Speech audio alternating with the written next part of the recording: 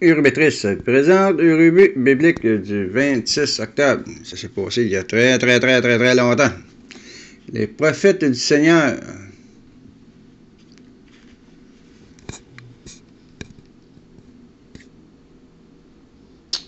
Le royaume de Saül, David et Salomon avaient été divisés en deux. Les descendants de David se succédaient sur le trône de Jérusalem, mais souvent ils se conduisèrent mal. Ils ne faisaient pas confiance au Seigneur et l'abandonnaient pour adorer les faux dieux des peuples étrangers. Le roi d'Israël qui résidait à Samarie faisait de même.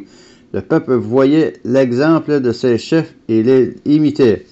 Le Seigneur observait la trahison de son peuple. Il ne se lassait jamais de l'inviter à abandonner sa mauvaise conduite pour retourner sous la protection de son amour. Il le faisait de différentes manières. Pendant les guerres, par exemple, il laissait gagner les ennemis de son peuple, pour lui faire comprendre qu'il ne pouvait vivre en paix et en sécurité qu'en restant l'ennemi de son Dieu. Le Seigneur avait également recours à un autre moyen. Il envoyait à des hommes particuliers, les prophètes, parler à sa place. Il y a ainsi de nombreux prophètes du Seigneur dans le royaume d'Israël, comme dans celui de Juda.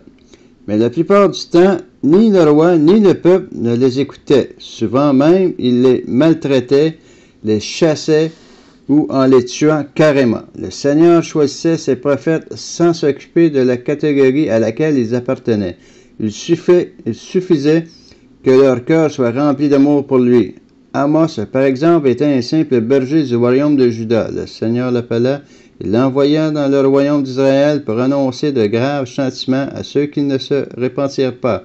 Jérémie était un très jeune homme quand le Seigneur l'appela. Il répondit, « Vois, je suis trop jeune pour parler en public. » Mais le Seigneur répliqua, « Ne dis pas, je suis trop jeune, répète seulement ce que je te commanderai de dire. »